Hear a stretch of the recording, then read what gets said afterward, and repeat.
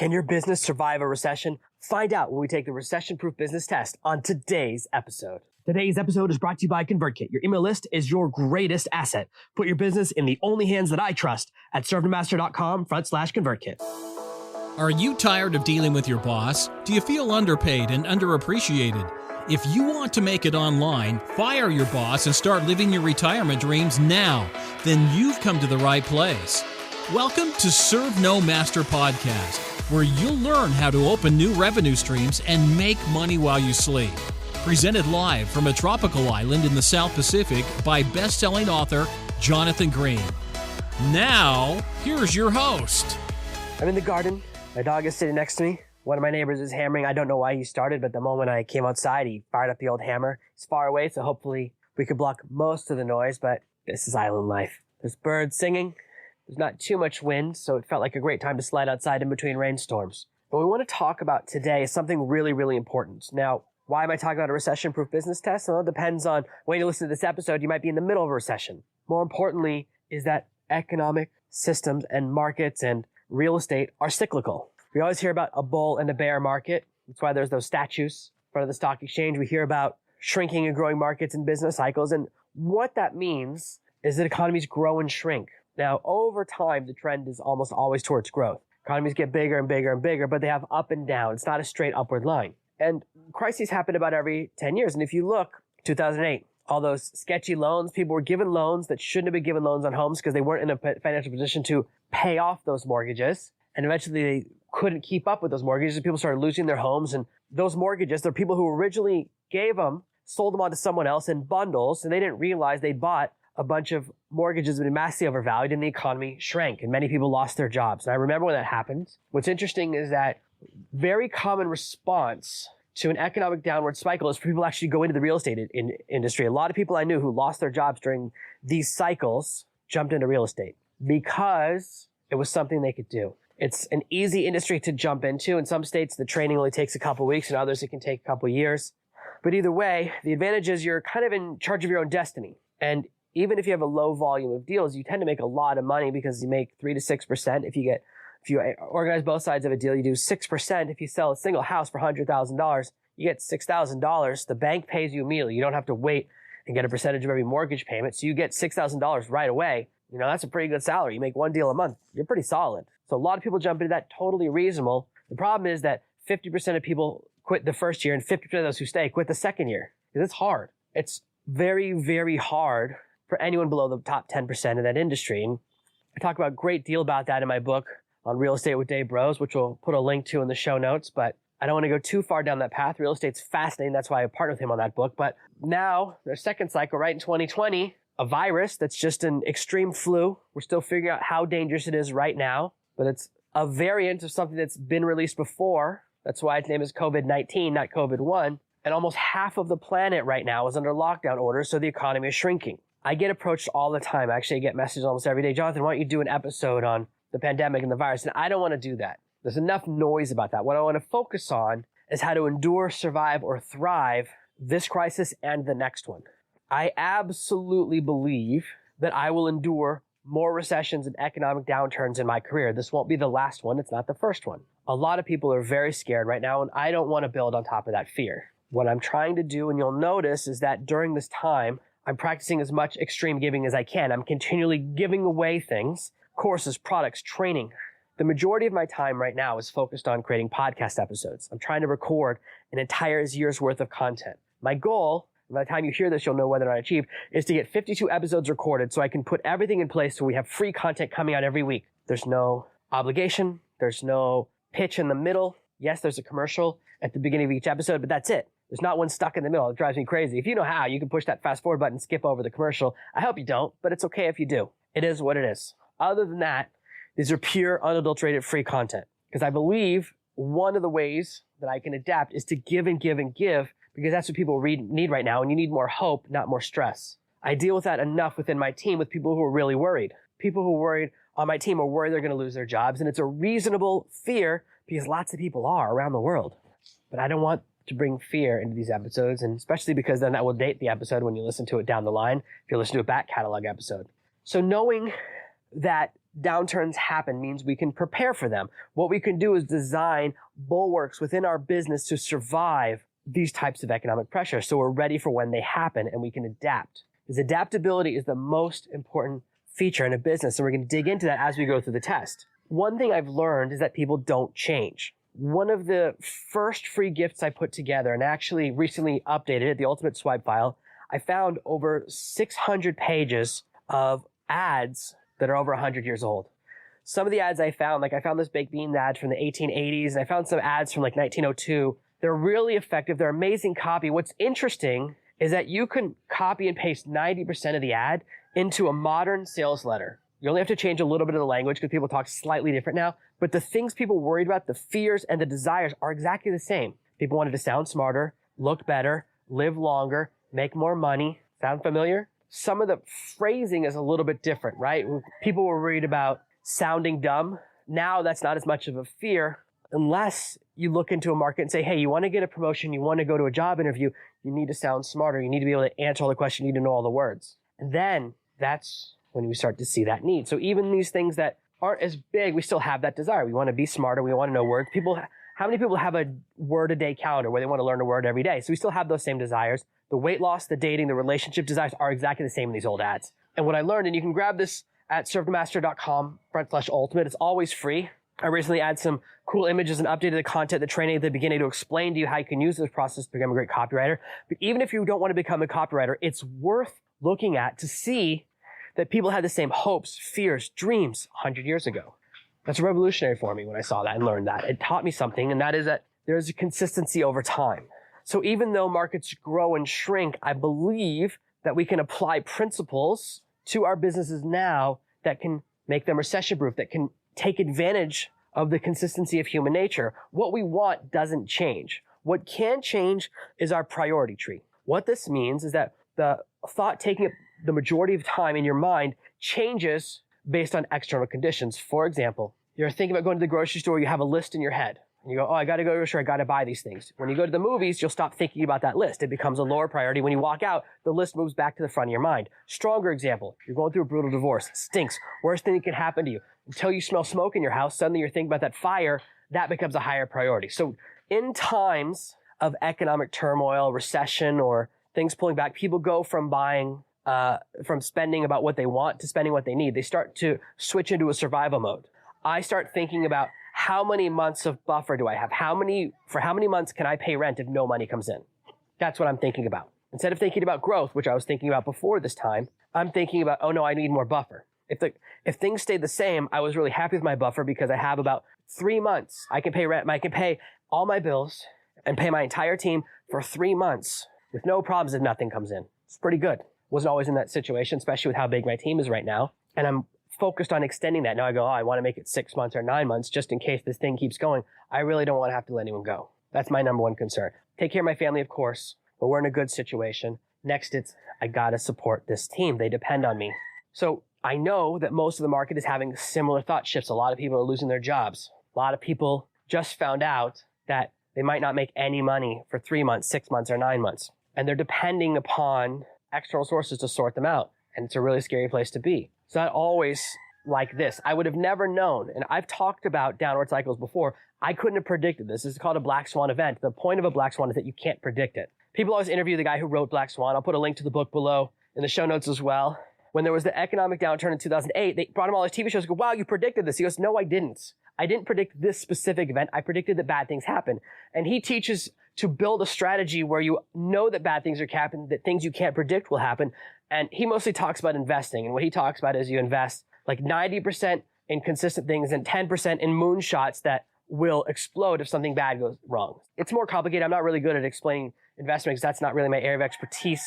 But that's the core concept, is that you build a strategy that is recession-proof or able to adapt to economic downturns or to surprises, which he calls black swans, because no one knew black swans existed. Everyone thought all swans were white until the first ship from England discovered Australia, where the people who were already living there already knew about black swans. So I want to take you through the tests. There are 6 specific tests that I use to determine if a business is recession-proof.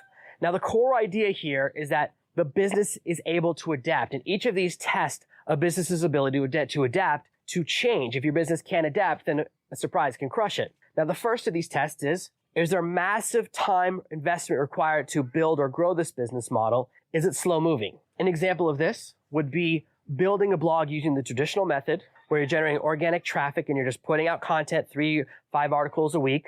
And it can take 1 to 2 years before you start to make revenue. Very slow. That's very time consuming. If you build a blog in a space that's doing really well and then there's a shift in the market and that particular category of interest disappears, it goes away, then it can take you 2 years to pivot into a new thing. That's the danger. Now, blogging is not the perfect example. Obviously, there are ways to diversify your blogging, but the core idea that it takes time. The longer it takes, the more your business is like a train, the more danger you're in. This is something that I work against in my business all the time. It's very easy for me when I find something that works to just lean into that and only do that. Over the past few weeks, we've run about 4 different experiments for generating traffic and finding new customers. And each of them had some rocky points. I'll be honest with you.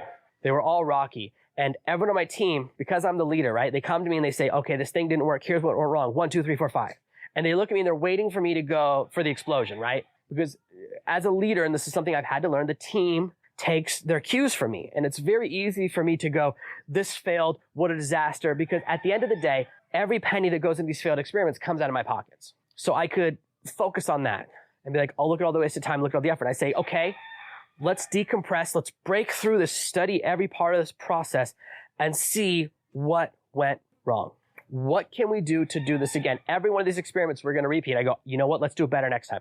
We can do this better next time. I see this as purchasing data, and that's a hard mindset to get to, but that's important because that's what gives me my agility.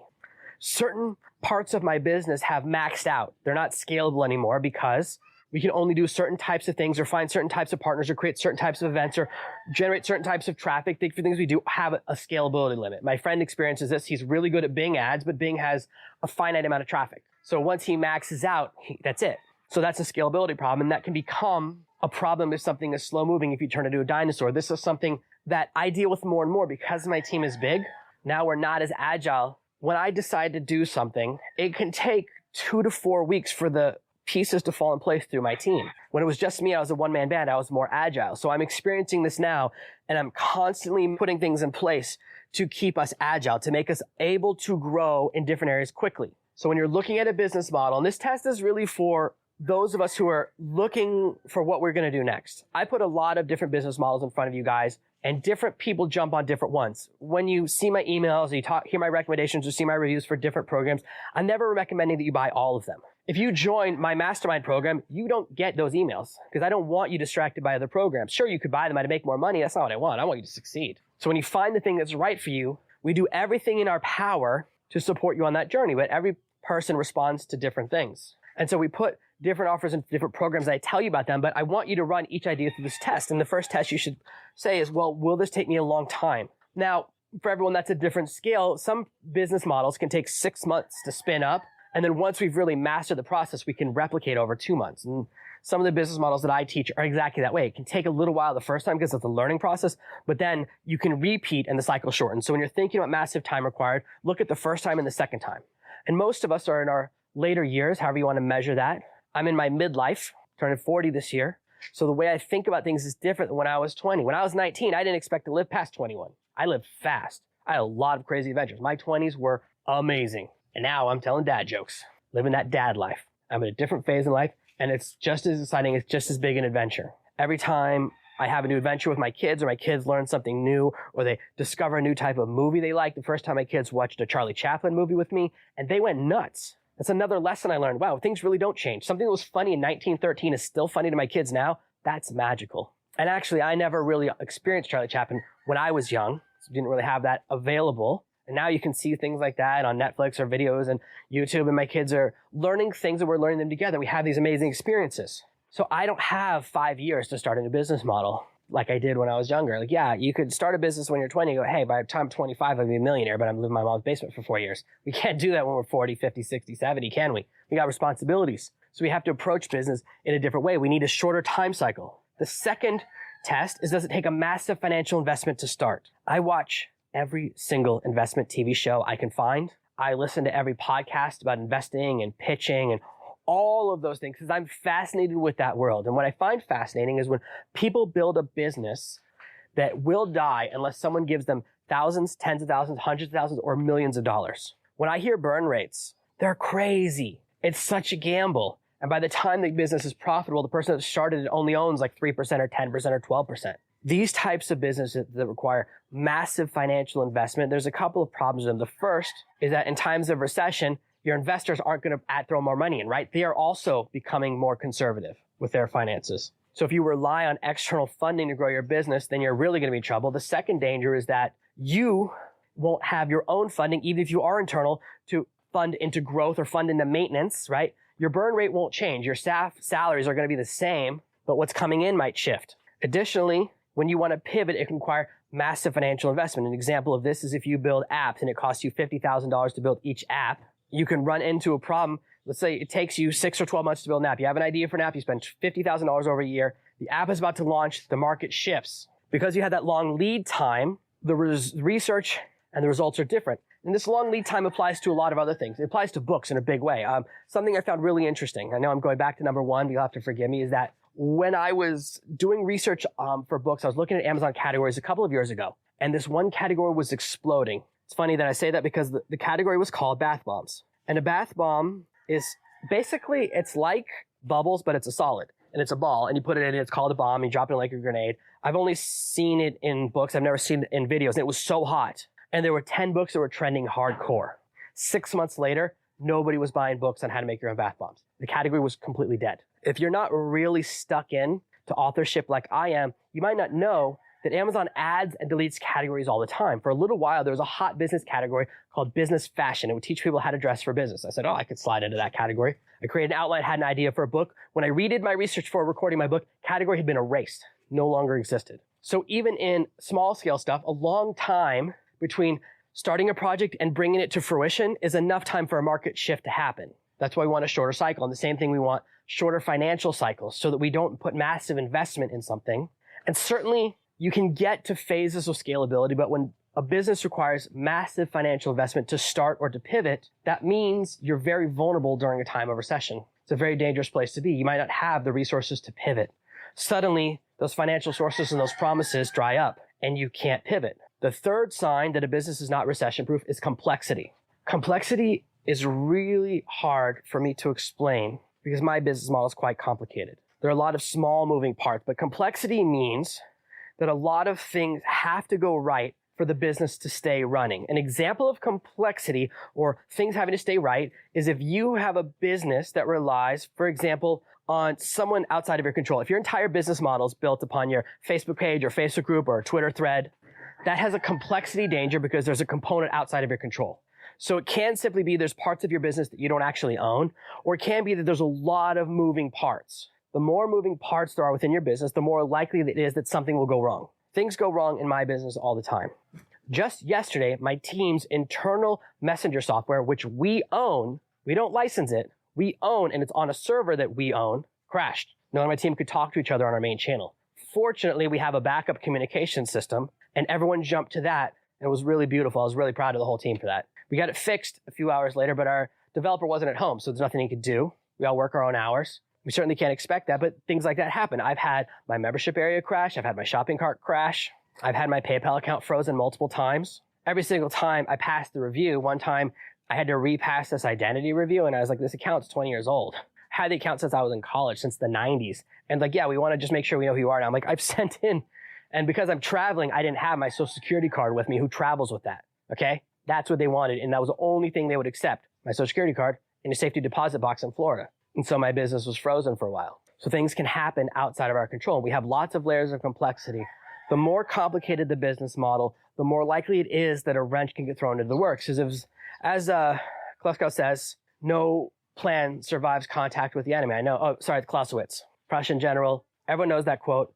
No one's read the book because it's really long. And the one person I do know who read the book told me not to do it. He said it's really dry. But it's a military strategy book, and it's really true. Another way to say it is business is a democracy. Your customers get a vote. So the more things that rely, an example of this is every time there's a step in your process on your website, you'll have drop off. So if someone's on your homepage and you say, click this button to see what we'll give you if you give your email address, And then the next page, they go, yeah, I want to give you my email address. And then it's a pop-up, and then they fill that in, and then you get their email address. So it's like 3 steps. You'll lose a lot more people than you would have had if you just had a form where they could enter the email address and click now on the homepage.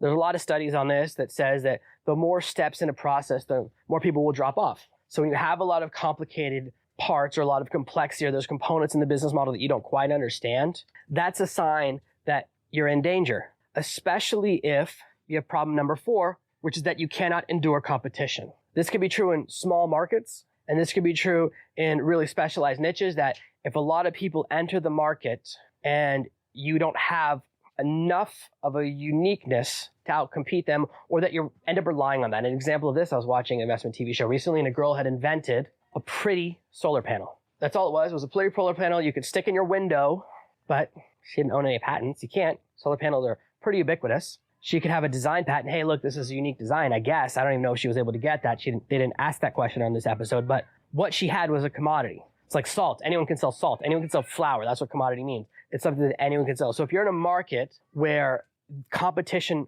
puts you in trouble, where if other people enter the market, you're in more and more trouble, that's a dangerous place to be. An example of this, as I told you earlier, is real estate agents. The more people become real estate agents, the less likely you are to get clients, because only so many people are buying houses at any given time. And usually during a recession, less people are buying houses. So it's even worse. So this is an important test. And if you've ever had a business that got crushed by competition, or that you found that competition was a real problem for you because it got too crowded in a space, something you found first, you're the pioneer, and then people came behind you, start shooting you back with arrows, please let me know in the comments below, because I want to make sure that I'm in an alignment with your experiences, that the things I'm talking about make sense to you. I want this to be clear that we've all seen what competition can do. What happens in a market is that it goes through fragmentation and consolidation. That's why there's only a few companies that make televisions. When's the last time you saw Zenith? Not around anymore. When's the last time you saw a microwave made in America? Same thing. Too much competition, and then one person can grab the whole market, and that's a dangerous place. And this is test number 5, which is a zero-sum market. This means a market has entered a phase of saturation. An example of this market is bicycles. Anyone who wants a bicycle can get one. Every single person in the world who could potentially want a bicycle can own one. There's no need to educate people. Everyone knows they exist. Everyone can afford one. You might not be able to afford the fanciest one, right? And you might carve out a part of that niche, like, oh, we do custom bicycles, or oh, we do bicycles that look like motorcycles. And I know those things exist, but as a whole, that's a market that's achieved saturation, because everyone knows what they are, everyone knows how they work, everyone knows what they cost, everyone knows all the features. There's nothing innovative, there's nothing new in bicycles. In the last 100 years, the last big innovation was 2 wheels that were the same size instead of big wheel, small wheel. That's it. So you have a market where the only way you can sell bicycles is if you take sales from someone else. That's a zero-sum market. The only way for you to generate sales is not by finding new customers, but by capturing customers for someone else. That's a level beyond cannot endure competition. Instead, you're in a place where it's already a knife fight. Now, you can possibly enter a market like this, but a lot of the ways this happens, this is a very hard business model. A lot of ways this can happen is by having razor thin margins, by having a large marketing budget, by having a lot of complexity, by having things that are more expensive components that give you your unique edge or unique selling point. And all of those things mean your business is built on something fragile, because let's again talk about bicycles. I'm talking about bicycles because I'm walking around, my kids' bicycles are all over the garden this morning. So that's why it's on my mind. Is if you have, let's say you do bicycles that are really fancy, like you have really cool custom bicycles. What happens when the market goes downturn, people start going for simpler. Those things that make you unique no longer matter, right? My kids do not have expensive bicycles.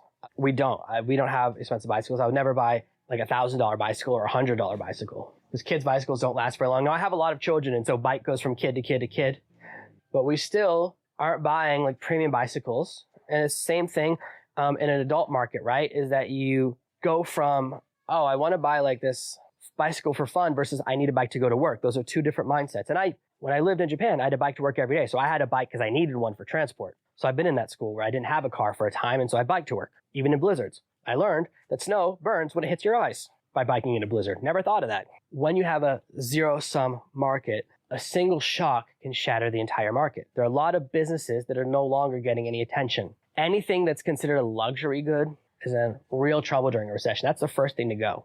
When people switch to survival mode, that's why right now people are suddenly realizing, this is a conversation I had. One of my mastermind members is a rancher and a farmer, and there's all these articles now. People are suddenly realizing those people really matter. That stock boy that keeps the stuff on the shelves in the grocery store, he's about 100 times more important than your favorite actor when you're in a zombie apocalypse. Things that are luxuries don't matter anymore. Celebrities right now do not matter. They're an irrelevancy. Guess what? The reality is we have enough content. We can all watch reruns for a couple of years. We can survive. There's enough content out there that we don't really need that stuff. What we need changes, and so what people buy and what people shop for changes. So you don't want to be in a zero-sum market because it's going to get really tough in those places. What you want to be is in a market where there's a lot of opportunity, where the market is still growing, or where the market is constantly reinventing itself. If your market is 18-year-olds, well, then there's always new people turning 18 every single year, right? So that's a market that's constantly refreshing. And even with bicycles, every year there are people that need a new bicycle. My kids, as they get older, right, as my daughter gets older, I keep having her buy her a new bicycle because she's the biggest. We don't have one for her. And where we live, it's very humid, so rust is basically impossible to resist because there's so much water in the air here. So bicycles don't last forever. We actually just repaired her bike chain. Not easy to do, but me and my wife did it because every once in a while I do something handy, and that's my one thing for the year. Our sixth test for a recession-proof business is there a single point of failure? This one I talk about a lot in a lot of different ways, but it's so important to think about. Is there a single thing that can happen that can eliminate this business? Now, in every business, it's impossible to have no single points of failure. When I used to do work with clients, sometimes they would ask me for a key man clause, which was, what happens if I die? And I said, guys, if I die, I don't care what happens to your business. That's why people like to hire agencies instead of a person, so that if one person, if the person working for them has something happens or quits or has a disaster or gets sick and can't work, the business keeps going. The service continues. That's one of the big advantages of agencies over individual consultants or freelancers. Examples are if you only have a single product, if you only have a single product type, if you only have a single traffic source. For a long time,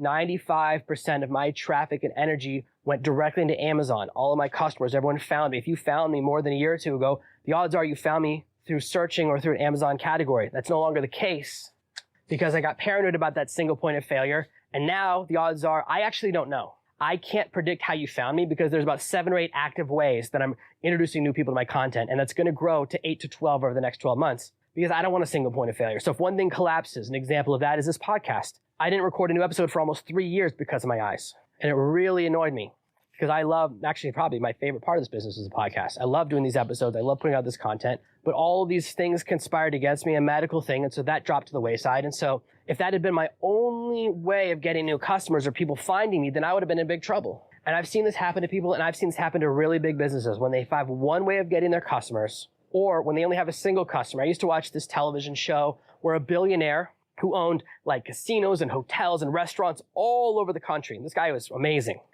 And he would go to people and say, I want to buy this much from you. And they would go, well, and he goes, how much business did you last year? He goes, well, if I buy from you, then I become 70% of your business. I won't do that deal because I become your single point of vulnerability. I need you to diversify so that if my order shrinks, you don't go out of business. So that if I go from spending $1 million a year to $700,000 a year with you, you guys can maintain it. I need you guys to have more of a bulwark for scalability, both to protect you and to protect me. It's the reason this guy's a billionaire. Very savvy. Very, very savvy. I have seen so many businesses suffer from a single point of failure. The reason I know that my business can survive, the reason I'm not worried is that I have the ability to pivot into danger. What I have is an adaptable business. If you plan for the worst, if you go, okay, bad things might happen, what will I do when they happen? And you plan in advance, then when they do happen, you don't get crushed. You survive, you thrive, you have the ability to pivot, you have the ability to grow. An example of this is this year I'm massively focusing on giving away content and growing my audience because focusing on that means even if everything drops, what people spend drops, what people can afford drops, what people have access to as far as resources drops by 90%, I just have to 10x my audience and my revenue stays flat. And then when the economy goes back up, I'll get pulled up like a rocket ship. So yes, this is the year of giving because I'm meeting you where you're at, but also it's part of a long-term strategy. It's part of the adaptability of my business. So you have to look at your business and say, does this have the ability to overcome these 6 tests? Can I survive the time investment, the financial investment, the complexity, the competition, the zero sum, and the single point of failure tests? And sometimes the answer is to modify your business, to add. If you have a single point of failure, if you go, oh, you know what, I only get traffic from a Facebook page, find a second source of traffic. I only have one product, build a second product. I only have one customer type, spread your product line to open up to another customer type. These are the things you can do to build a recession-proof business. And I absolutely encourage you to look at what you're doing, what you're investing time in, and say, is this something that can do really well? So many of my followers are fiction authors and they are struggling. There's nothing wrong with being a fiction author. I read a lot of fiction. I actually just started reading a new series a couple of days ago about an urban detective that I've ignored for years because I hate the covers. The covers look so cheesy, and the books are so good. They're so Raymond Chandler, who's one of the greatest detective noir authors of all time. I've read all of his books many, many years ago, so I'm always looking for more content. It's hard to have good detective mysteries. Far too many of the series that I get into with detectives turn into the detectives just always getting into fights, whether it's a gunfight or a magical fight. A lot of the authors that I like run out of mystery ideas, and that's what they start doing. But good mysteries, yes, I love them. But if your only plan or your only source of traffic is from a single strategy, then you need to rethink your business plan. You need to go, wait, I need at least 10 ideas that I can test for how I can find readers in the hopes that 2 or 3 of them work out. You don't expect every test to work. That's the difference between building a recession-proof business and a brittle business that's going to get shattered the next time the economy shifts. Thank you for listening to this week's episode of Serve No Master. Make sure you subscribe so you never miss another episode. And we'll be back next Tuesday with more tips and tactics on how to escape that rat race. Head over to servenomaster.com/podcasts now for your chance to win a free copy of Jonathan's bestseller, Serve No Master. All you have to do is leave a 5-star review of this podcast. See you Tuesday.